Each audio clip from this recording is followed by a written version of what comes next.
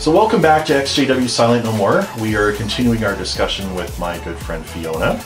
We talked in part one about your experiences with the Mormon Church. Mm-hmm. Now you are no longer with the Mormon Church, you are now with the Catholic Church. Mm-hmm.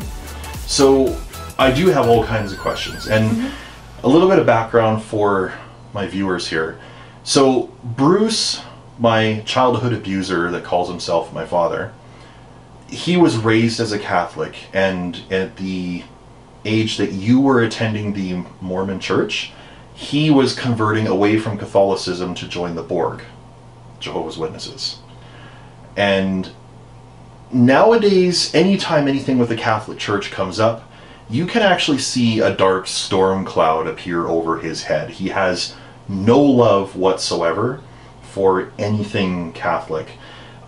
There are even times I can recall when we would be going door to door and somebody would say, oh, I attend a school called Sacred Heart or something like that. He was able to recognize, like, oh, that's a Catholic school just by the name and everything.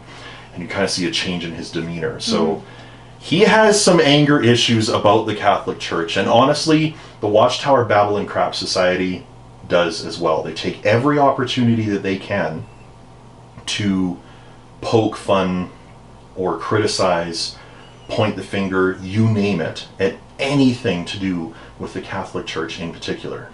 So for me, like, my upbringing was like, yeah, the Catholic Church is like this abominable form of Christianity. And I think all of my ex-Jehovah's Witness viewers, you probably can relate, like, yep, Catholic Church, just the worst. So, and you know, I actually did experience a little bit of that in the Mormon Church as well. That they point to the finger of the Catholic Church as well? Not as much point the finger, but there definitely was like stories about like these people were... I remember this one story, this lady, and she would tell everybody this, that she had a baby, or no, when her mom had her, she had her out of wedlock, as it was called then, and she took her baby to the Catholic Church and they wouldn't baptize her because she was born out of wedlock. And I mean, that was... I don't even know, because she's like 50 now, so plus however many years ago that was. Yeah. But of course she still thinks that that's very relevant, so she tells everybody that. I can actually recall hearing experiences and reading stories like that in some of the pages of like the Watchtower and Awake magazines, or even in the yearbooks that they would put out, where you would read about people that they were in the Catholic Church, maybe they were born into it, raised in it and such, and then there was like some sort of experience that they had where it's just like, oh, that's just the worst, and they left the church behind, they became Jehovah's Witnesses, and it's this giant love bomb and applause of them for, you know, finding the truth, trademark pending. But so what I find fascinating is, like, being a non-religious person myself now, and I think that's religious trauma syndrome, really. I'm always fascinated by someone that is potentially non-religious that becomes religious, or maybe even the phrase becoming religious isn't really quite the best term, but starts to express a religious faith. So I have all kinds of questions. The first one really is, what was it in your life that made you decide, because as we heard earlier, at a very young age, you were involved with the Catholic Church. And that was only for, like, I think a few months, honestly. Oh, okay. So a very short amount of time, and also when you were too young to really understand everything that was being discussed. You had nothing to do with it for the longest time. You even attended the Mormon Church. And then when you and I met, I don't believe you were attending any... No. Or professing any religious inclination? No. From when I was like 18 to 24, probably, I would have described myself like as atheist. Okay. So this is even more interesting, because usually people go from being a theist to an atheist, I find. Yeah. So what was it for you that changed? Well, I mean, and I think where my, like, I don't think my atheism was true atheism. I think it's because I was hurting. I really, really was. And because I've struggled with depression basically like my whole life. And those periods of my life were probably like some of the most like dark times Like, even, like, you know, my mom has told me, like, for lots of that time, she's like, you were, like, not pleasant to be around. You know? And, yeah, I just, like, I was super, like, super depressed and, like, angry. And, like, basically, I had the mentality of, like, if I don't let anybody come close to me, then they won't hurt me. And I'm, like, I'm better than everyone else. And I don't think I really believe that. It was more like a defense, right? I felt like I was hurt so much through my life, like getting bullied in school, you know, all this kind of stuff, issues with, like, with my family or whatever, that it just was one day I was like, no, like, if I rise above this, then, you know, it's lonely at the top and then no one can hurt me, you know? Right. That was the kind of mentality I had for quite some time. And I tried, like, other, like, I don't want to say, like, religious, but I kind of, like, looked at different things, like some of, like, the more, like, earth-based ones, like Wicca, you know, all that kind of stuff. That didn't really, I did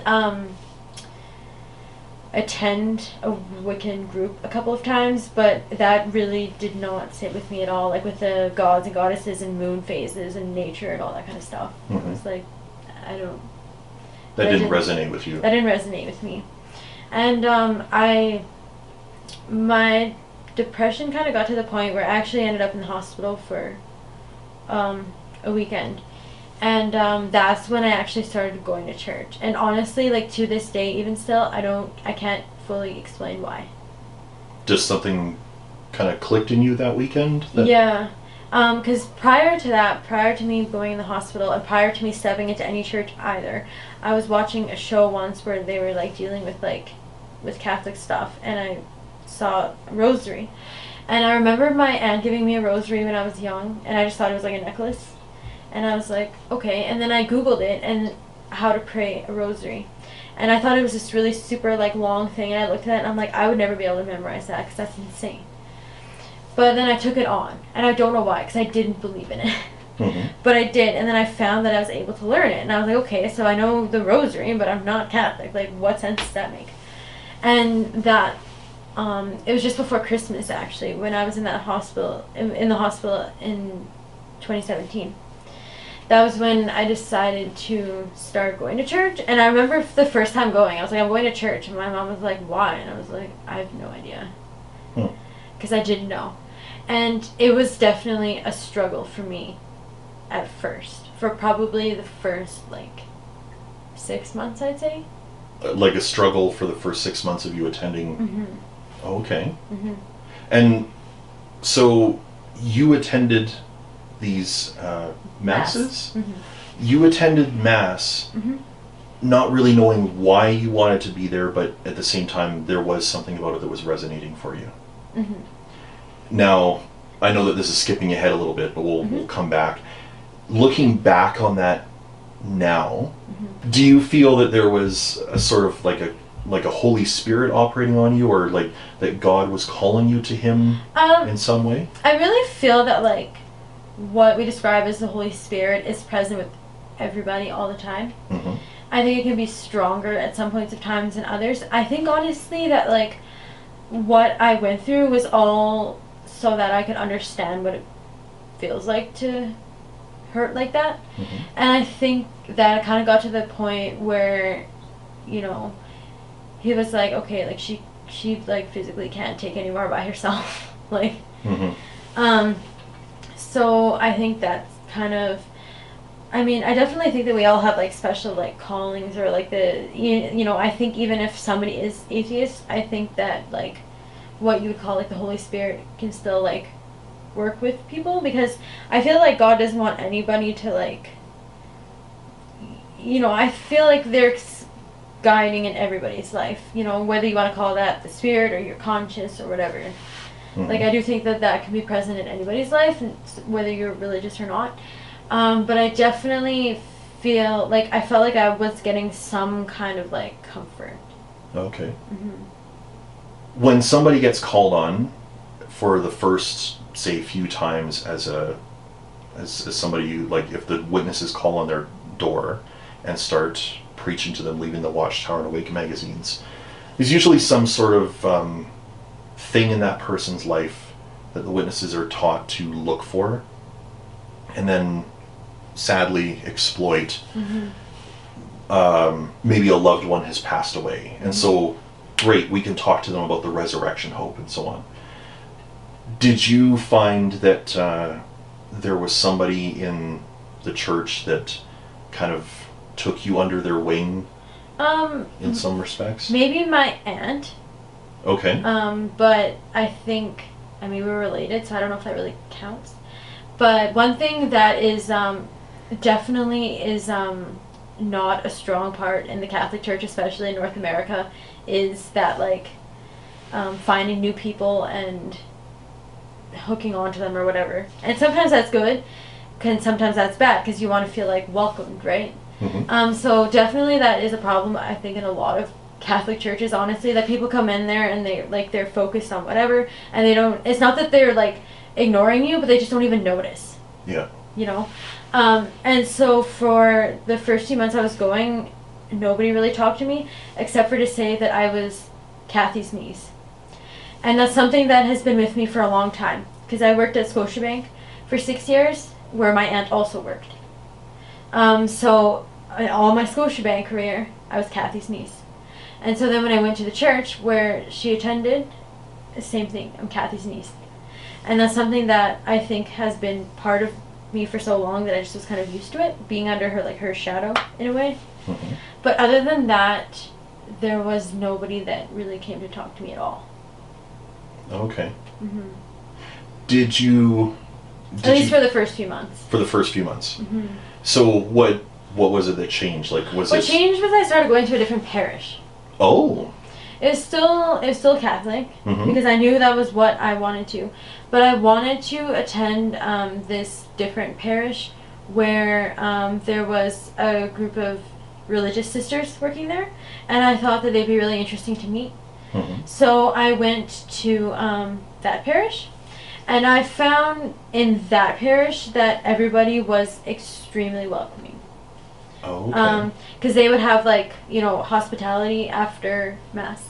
And the one time I went, like, people were asking me, are you hungry? Can we get you something to eat? You know, all that kind of stuff. Which was a lot different than what I experienced at the first one. Do you think that the neighborhood had something to do with it? Like, was one more affluent than the other? Well, the first one I went to was a very big parish. Mm-hmm. And the second one, it was smaller. And it's off of a native reserve. Oh, okay. And I thought going there because, like, hello, like, I do not. I was like, everybody's going to think, like, who's this, like, blonde white chick? Like, why is she here? Mm-hmm. But it wasn't like that at all. Everybody, like, and what was really refreshing to me was that these people were very, like, open about their struggles, about what they were going through, and they were very welcoming. Everybody was saying, like, hi, or, like, you know, whether it's, like, at hospitality, like, to offer me something to eat or whatever. And so that really, like, changed in terms of the community for me. Okay. Mm-hmm. So in the intervening months that you've been going to the Catholic Church, how long has it been now? It's September 19th today, mm-hmm. when this is being recorded. How long have you been attending the Catholic Church now? Almost 2 years. Okay. Mm-hmm. So in that 2 years, you've gone through quite a journey, mm-hmm. as it were, with regards to your faith. Mm-hmm. What would you describe as sort of like the high points of that? Like some of the things that you look back on with the most fondness? Well, I definitely feel like it definitely has moved fast, but it has always felt very natural. Okay. Like, I never have felt like I've been rushed or pushed into anything that I wasn't ready for. Mm-hmm. So basically, for the first few months it was really hard. The hardest struggles I had were because in my mind before going, I was very, like, public enemy number one is all men. She's not wrong. So, I mean, that was like, all men are out to get you, and women are better than that, and, like, just men should be the dirt under our feet. And as you would know, going to a church, it doesn't really work that way. Mm-hmm. Man's kind of at the top, right? And so for the first few months, I just clung to the idea of Mary. And I know it's definitely a big misconception that Catholics worship Mary, and that's not true. The church does hold her in high regards and is everybody's spiritual mother, but she's not to be worshipped. So, as I understand, there's a prayer, the Hail Mary prayer. Yes. I may be misquoting, but the prayer, Hail Mary, full of grace, the Lord is with thee. Mm-hmm. Blessed art thou among women. I think that's as far as I know. And blessed is the fruit of thy womb, Jesus. Okay. Mm-hmm. So, I know that some religions, and this is where, like, you are There's a little bit more to it, but that's... Some religions venerate Mary as being the mother of God. And, like, when I say God, I mean, like, God the Father. Mm-hmm. But I don't believe that the Catholic Church holds that belief, do No, I mean, she's the mother of the Son. Right. But not, because in the Catholic Church, God is like, he's viewed as like a father, but it's not just like a guy with like a white beard sitting in a chair. Like, God is supposed to be beyond our understanding.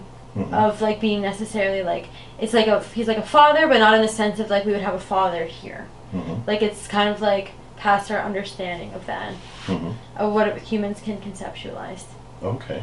So for me, for the first 2 months, I just was like, okay, like Mary is gonna be my thing, like God and Jesus and all that, like, no.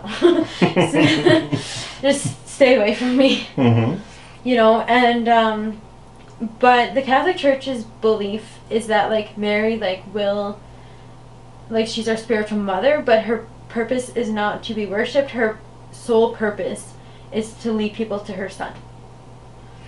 And I think I would say that I guess that's what happened to me. Mm-hmm. Because I remember learning, and you know, I remember getting taught in church that like Jesus is always like willing to be compassionate with you and will like comfort you, or like, and it doesn't like matter whatever it is, he will.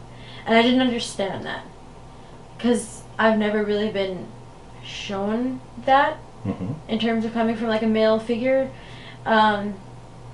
My father like loves me very much, but just in his household, like, you don't show emotion or any of that kind of stuff when he was growing up. So it was the same way for me growing up, that if I needed comfort, I would go to my mom. So to hear them talking about how the most loving, compassionate person ever is a man, that I was like, that it wasn't that I was denying that, it's just like I couldn't even conceptualize that. Mm-hmm. So that's where I definitely think that like Mary kind of like softened me a little bit. Mm-hmm. To be like, okay, maybe like this isn't all that bad. At one point in time, you were thinking about the idea of becoming a sister. Mm-hmm. in the church. Mm-hmm. But that's changed for you. Mm-hmm. So what do you feel is the reasoning for the change? Well, I think the reason why I like considered that at first was because I was like observing these sisters at my parish, and I was like, I think like this is what I want to do. I want to help people in the sense that they are. I don't think I want to get married, so like this seems like the perfect thing, right? Like we can help people, and I'll be with people like me, and it'll be great, right? Mm-hmm. And when I really started considering that seriously was and this kind of like backtracks a little bit, but when I was baptized Eastern Rite Catholic, because there's Eastern, which is like Ukrainian, and the West, which is like the Roman. Mm-hmm. And in the Western Rite, like you're baptizing your baby, you take communion when you're like 8, 9-ish, and then you get confirmed when you're a little bit older. And in the Eastern one, you do everything when you're a baby. You do all of it, like you're confirmed. You know, you take your first communion, everything when you're a baby. They just give you like a tiny little piece of the bread. And so I had all of these, they're called sacraments, done for me, and I didn't know. Mm-hmm. So when I was, but I wasn't taking communion because I didn't think I was allowed to. And so the sisters at the parish were like, okay, well, we're going to get you ready to take your first communion. And I went to go get my baptism certificate from the church I was baptized in because we didn't have it at home anymore. I learned upon reading it that I already had taken all this first communion, all that kind of stuff, so I didn't have to like do any of like the formal like studying type of stuff. Mm-hmm. And so I was told when I took my first communion that when you make that decision that you're going to make that like commitment for the first time, you can make a special request to God and he'll do it for you. And I was like, okay. I was like, if you want me to, I didn't say if you want me to be a sister, I'll be like, if you want me to consider it, I need a place to go. Because the sisters where I was being taught at, they were living in a house so small that they didn't have anywhere to take new people. Everybody knew how to go to Europe because they're a European congregation. Mm-hmm. And so that was what I said, okay, like if you want me to consider this, keyword is consider, I want a place to be here because I don't want to have to go somewhere where I don't speak the language. Mm-hmm. And no joke, like 1 week later, they found like this really big house for like super cheap. And yeah, it just was crazy, and I was like, oh, like this means like I'm supposed to be considering this, right? And you know, I did go like on, they're called come and sees, which is where you go and visit different like homes just to see what their way of life is like. And it definitely, like, I really felt like I was being led in that direction. Mm-hmm. And then it just kind of like dawned on me one day, like maybe this isn't for me. And so basically what I came to the realization was that I can still be like an active active representation of a bride of Christ and extend that like love, and you know, but I can still also be married to a man. So I don't know if that means that would be like being a bride to twice, but for me that works. So yeah. And then that would be why I would say I wear 2 rings, one for each commitment I've made.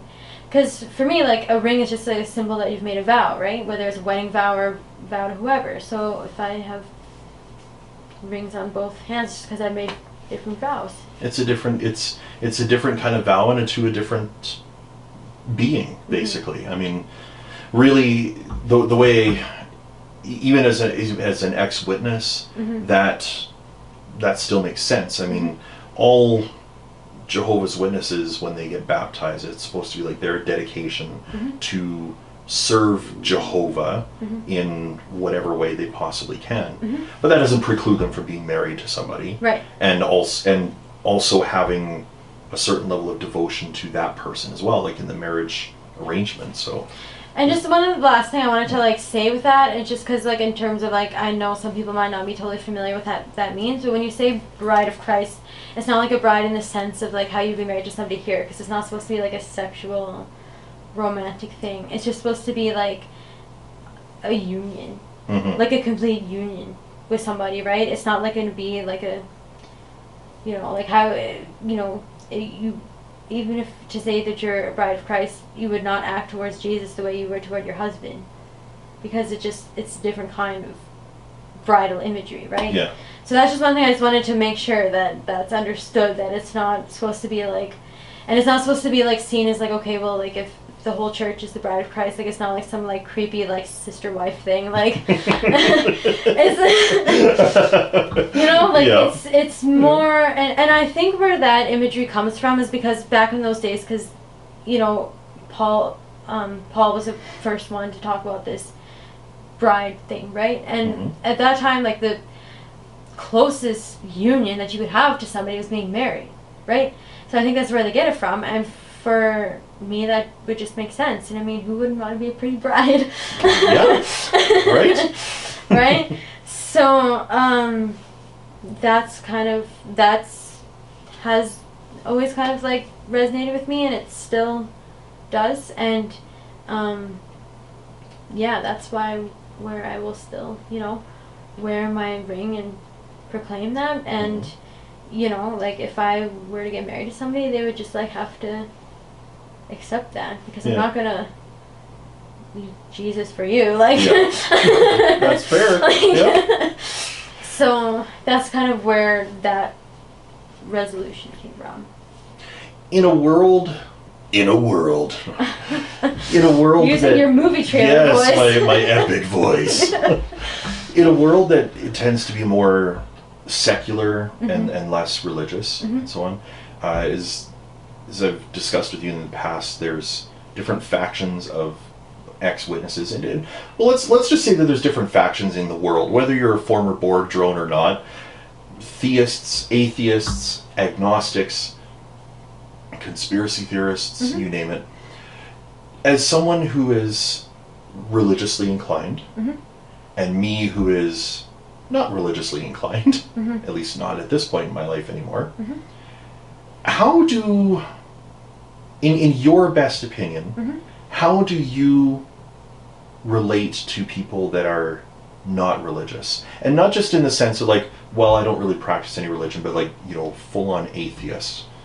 I mean, I think that like I have like learned, especially with the people that I'm around, that like it is possible to be atheist and like a good person. You know, and I don't think you should cast judgment on anybody, you know, because like I always like look at the example of St. Paul, right? Like look at all the stuff he was doing, and then look what happened. So you never know what's going to happen, and not to say that everybody's going to like convert or whatever, but like for one example, like my one really really good friend that I had, she was raised Catholic, and then she decided not to anymore. Like nothing super bad happened, she decided this wasn't for me, and we got to be really good friends. And I was like wondering, like when I was thinking of being a sister, like should I say something? Is she going to think I'm weird, you know, all this kind of stuff? But like she was so supportive.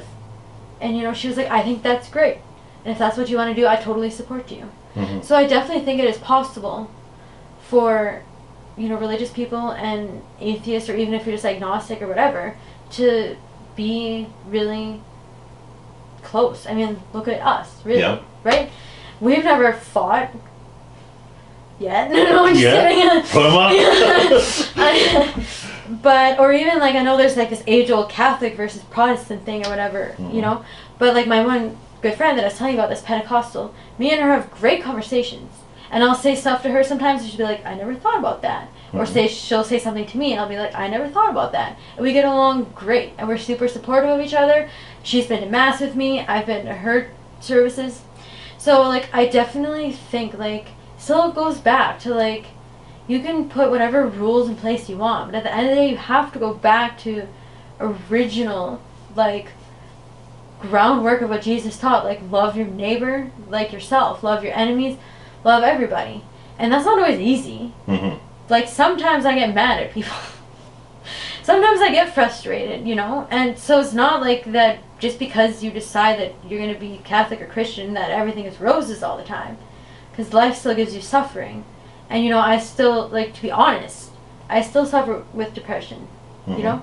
It kind of comes and goes, but it's not something that, like, you know, there's still going to be suffering. You're still going to lose people. You're still going to have, like, bad relationships with people. And, you know, and sometimes you're going to get frustrated with people, you know?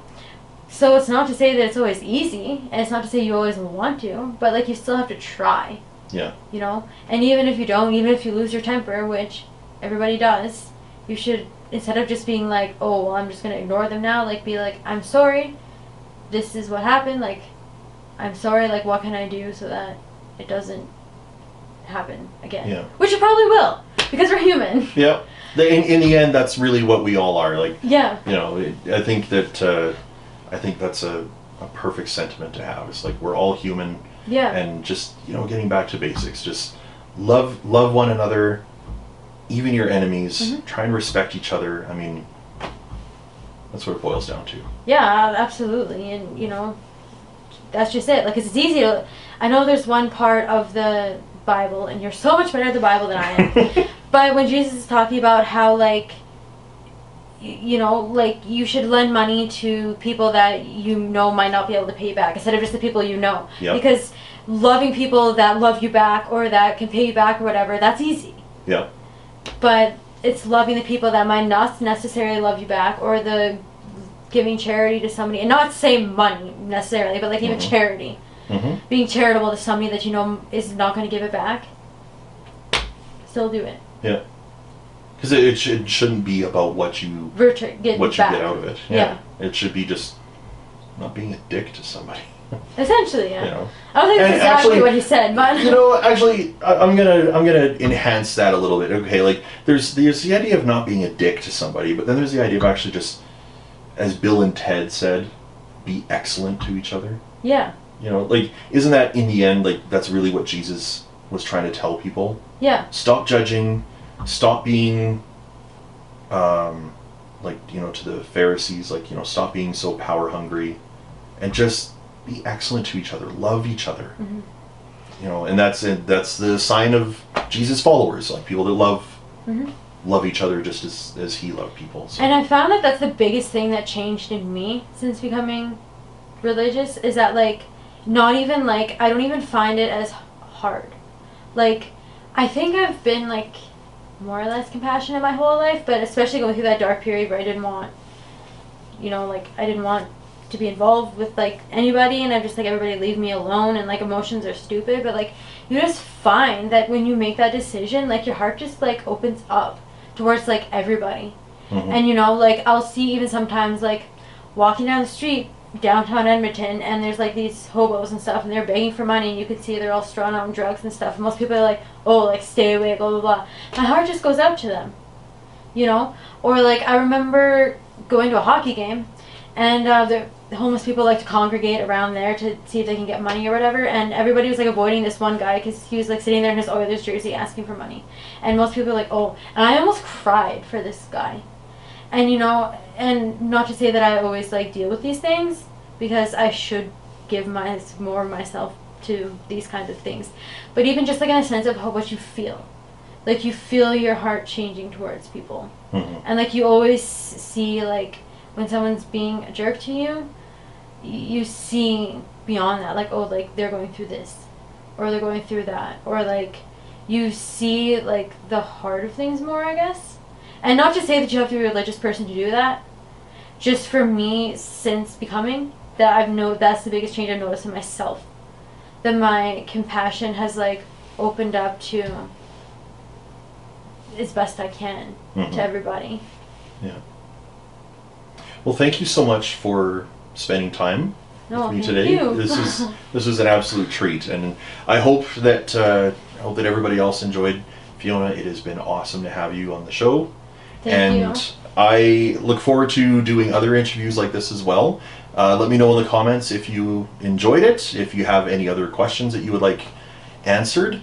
And as always, don't forget to like and subscribe. Don't forget to hit the notification bell so that you get notified when new videos are uploaded. And thanks for watching. Mwah! Live long and prosper, everybody.